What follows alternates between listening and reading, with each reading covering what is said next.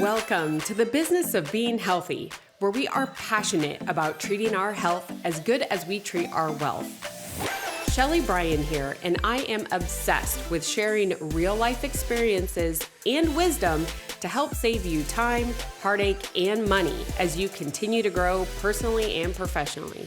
Twice a week, we push aside that BS to take massive intentional action. And I promise by tuning in, you will receive the straightforward talk you've been waiting for, filled with actionable steps that will inspire you to achieve the health and wealth you desire while you are building your empire. Welcome back to another episode of the Business of Being Healthy podcast. My name is Sheley Brien. I'm your host, and I am so excited that you are joining me again for another episode. And today's episode is one of my favorite topics to actually talk about.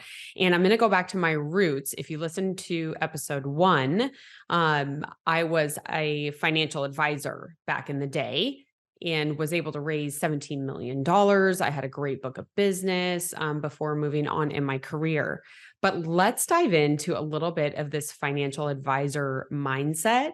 And my goal today is to share how diversification can be used in your health.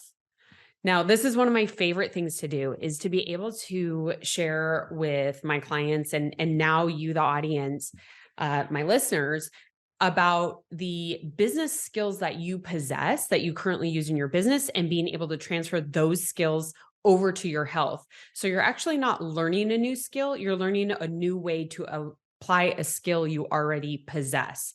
And so when I talk about diversification, especially with people that have investments themselves, they are thinking about investments, the assets. And things that come to mind are stocks, bonds, mutual funds, real estate, insurance policies. There are so many different ways to diversify your assets and income. Now, the main purpose of diversification is to manage your risk. It's a great way for you to be able to understand not only the risk that you feel comfortable with taking, but also those associated returns.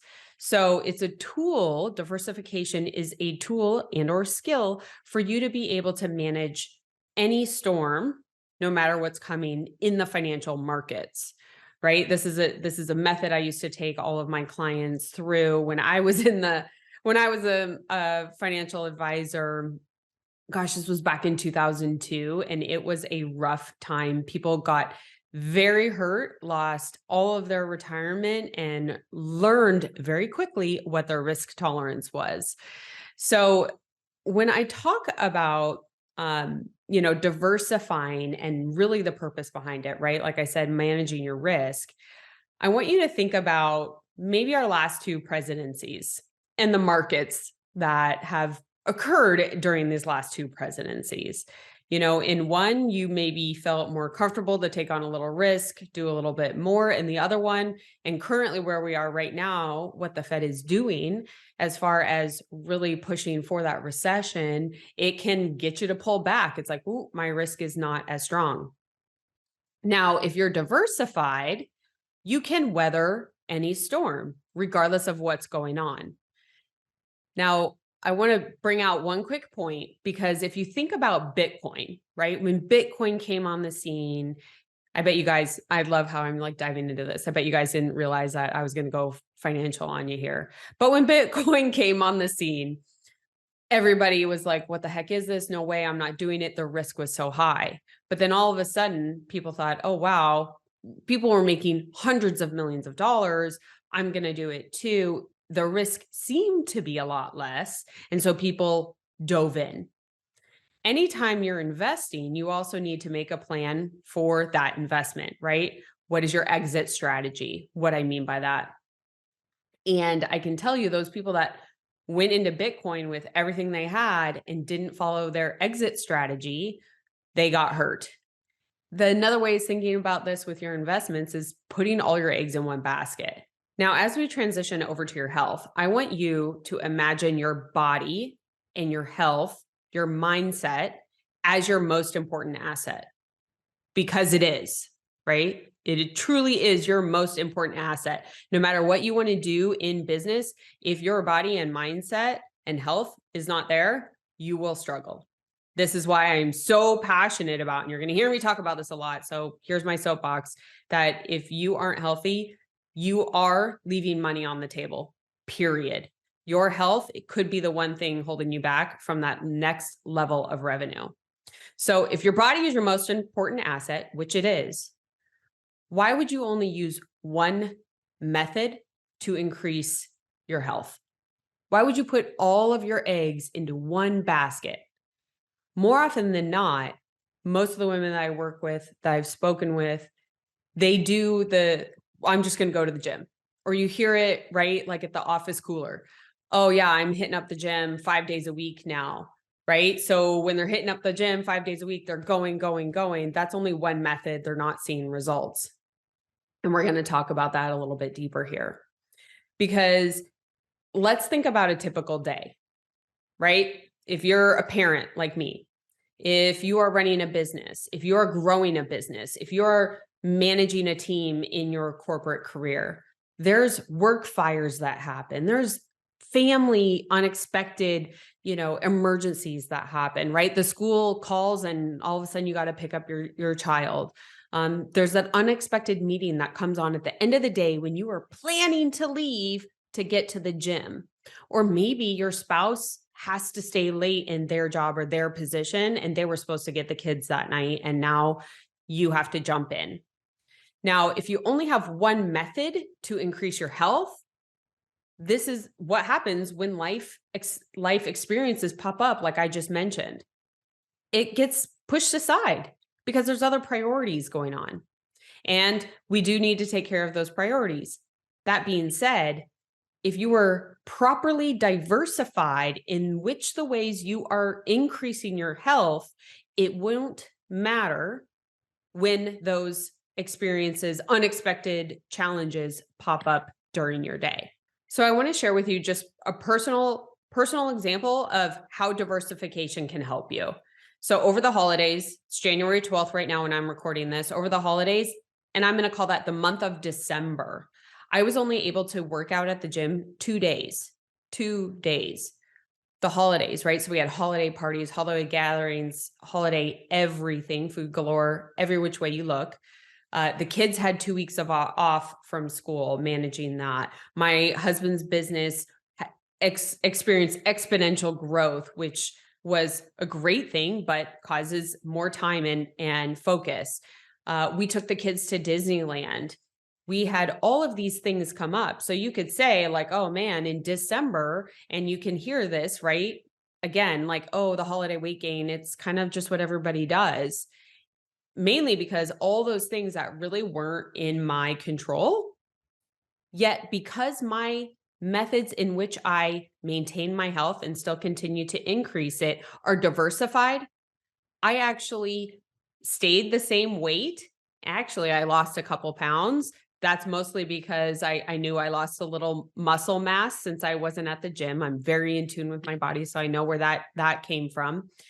But I didn't gain 1 ounce. And I will tell you guys right now, there are study after study out there that says that holiday weight gain is really the catapult that starts the weight gain throughout the year, because they always say, oh, I'll lose it in January, but then they don't. And then they go through the next year and add a couple pounds onto that. So it's very important for me to be able to navigate these tougher times when it's so much going on that no matter what, I have all of these tools in place through diversification towards my health. So I want to leave you guys with 4 ways in which you can do the same. Anybody can do this. I am not special. I am just teaching how to take that skill of diversification of your financial assets over to diversifying your efforts on your most important asset, which is your health. So let me dive into these 4 methods in which you can do this. Number 1 is realize the only thing that you can control. This is yourself. You can only control you. You can't control anything else throughout your day. Once you realize this, it is extremely freeing and will help you take ownership and responsibilities for your outcome. Now, trust me, It's not because you travel for work or had that late meeting. It's your choices and your actions. So it's all about you. For once, look, you get to say it's all about me, right? Which it is. Now, number two is uncover what obstacles may come up throughout your day that you need to be available for. Some examples could be kids, employees, clients, family members, pets at home. Who knows? It could come up throughout your day. If you are prepared for it and know what might consistently show up, a good way is to reflect back within the last quarter, like how many times you had a surprise meeting at the end of your day placed on there. Being able to quantify. Now let's move on to number three. Pick 2 to 3 methods in which to diversify your efforts based upon your goals and potential obstacles. What I'm referring to is, what is your primary focus? Is it weight loss, weight gain, stamina, wind span, increasing energy, growing your mindset in a certain way, strength, clarity, growing your mental clarity? What is your main focus that you're trying to accomplish? And then reverse engineering from there. For example, if your goal is to lose weight, we can look at the items of nutrition as well as exercise. And then you can even diversify down deeper. So for example, with exercise, you could set a time frame. If you watch me on social media, you know I'm all about the 20-minute like cardio versus weightlifting, 20-minute cardio. You know I'm all about efficiency when it comes to your workouts. So for example, if I wanted to set a goal of cardio, the way I could diversify that is either walking at the gym, walking outside, running at the gym, running outside. It could be a Stairmaster. It could be jumping jacks. It could be burpees. I diversify that. So like, let's say I can't get to the gym one night. Well, guess what? I can come home and I can go for a walk. I'm still able to do the method, which is exercise, towards my total goal of increasing my health by losing weight. Now, once you have your selections, you can create a strategy for each one. So I'm going to again use myself as an example, but this is the same method that I use with my one-on-one clients. In December, I already knew that it was going to be a challenging month to stick to a pretty rigid schedule. So I wanted to provide myself not only grace to be able to navigate that, but I wanted to diversify the methods in which I was going to maintain my health, if not grow it. I set my diversification as, so again, taking nutrition and exercise. I set a goal of 10,000 steps per day, only 2 cardio days per week for a maximum of 20 minutes. If you follow me on social media, I highly encourage you do. I'm all about efficiency of your workout, not length. So I only did 2 days of cardio of 20 minutes. I reserved my alcohol consumption for the weekends. I maintained consistent nutrition based upon my plan that I already focus on, as well as I even increased my protein slightly because I wanted to make sure that I maintained the muscle that I did have, because I knew I was not going to be able to lift weights at the gym. I weighed myself daily. Your scale is a tool to track, period. It does not define you. And I only ate foods that were worth it. There's so many treats. I know you're with me here during the holidays. My mom made an old treat that my grandmother used to make, and I wanted to eat the whole thing. Some things were worth it. Some things were not. If it was worth it, I ate it. Again, if you follow me, I don't do diets. We don't do restrictions. So I made sure to make that distinction on all of my treats. And then lastly, I made sure to get up when my alarm clock went off. Nothing changed in December from any of the previous months when it came to that. So this is one way that I diversified my efforts. If I had only focused on doing the 2 days of cardio, 20 minutes a week, I would not have achieved the result that I did. That was not gain weight at all during the holidays. In fact, I lost a couple pounds, even going to Disneyland. So this is why I wanted to share this, is because it is so important that when you are on a trajectory that you are focused on getting healthy, that you don't just focus on one method. Diversify the efforts in which way you are going to achieve that. Then it only increases your rate of return and decreases the risk that you are not going to do it. So I hope that this shares the correlation between diversification of your financial assets and your health. And before I sign off, I want to leave you with this quote. You probably have heard it, but man, it sticks.